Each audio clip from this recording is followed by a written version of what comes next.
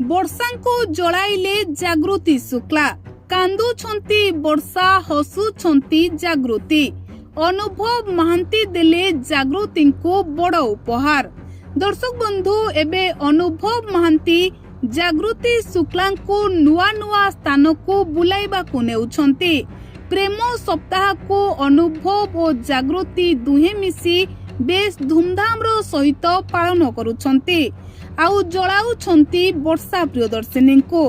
कारण अतीत रे अनुभव महांती वर्षा को साथी रे एही सबु स्पेशल डे को सेलिब्रेट करुथिले, किंतु एबे समय बदली जाइछि। वर्षा और अनुभव को रास्ता अलगा होई जाइछि। वर्षा प्रियदर्शिनी एबे एका थिबा बेले अनुभव महांती जागृति को विवाह करी जागृति को सहित सुखर संसार करुछंती। आउ एही भली भलो भलो दिन को अनुभव महांती जागृति को सहित पालन करुछंती। एबे जागृति आउ अनुभव दुहे मिसी केउ एक नुआ स्थान को बुलिबा को जाइथिबा बेले सोशल मीडिया रे एहार फोटो छाडिछंती। आउ एही फोटो गुडी को देखिबा परे लोके कहउछंती हसुछंती जागृति शुक्ला कांदुथिबे वर्षा प्रियदर्शिनी।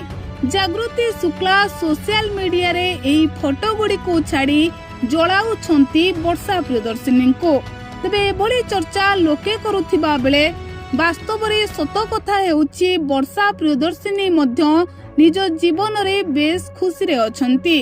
गरीब असहाय लोकन को सहाय्यर हाथ बढ़ाई वर्षा प्रियदर्शिनी समस्त को सहाय्य करुछंती।